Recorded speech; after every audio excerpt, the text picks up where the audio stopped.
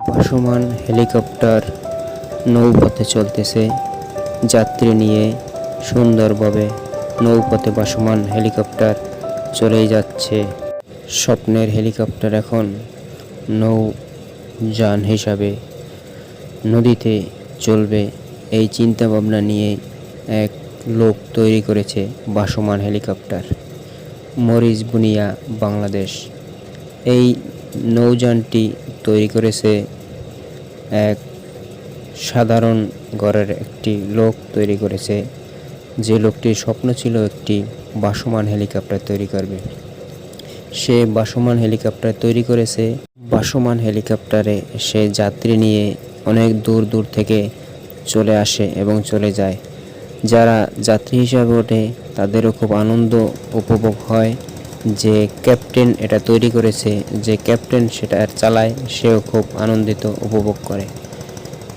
এই নিয়েই তার স্বপ্ন যে ভাসমান হেলিকপ্টার তৈরি করে সে নৌপথে চালাবে এবং সে তার আশা পরিপূর্ণ করতে পারায় খুব সে আনন্দিত।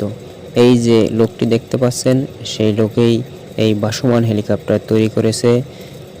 এর কাছে দূর দূরান্ত থেকে অনেক লোকজন আসে এবং তার হেলিকপ্টারে চলে, খুব আনন্দিত উপভোগ করতেছে। এবং তার আশা, অনেক বড় একটি আশা ছিল যে ভাসমান হেলিকপ্টার তৈরি করবে, এলাকার মানুষজনকে একটি সুন্দর জিনিস উপহার দেবে। সেই হিসাবেই সে একটি ভাসমান হেলিকপ্টার তৈরি করে সে খুব গর্বিত মনে করছে। ভাসমান হেলিকপ্টার নৌপথে চলতেছে যাত্রী নিয়ে সুন্দরভাবে। নৌপথে ভাসমান হেলিকপ্টার চলেই যাচ্ছে। ভাসমান হেলিকপ্টারটার নাম দিয়েছে সুবর্ণা এক্সপ্রেস। এই ভাসমান হেলিকপ্টারটা তার শখের একটি জিনিস।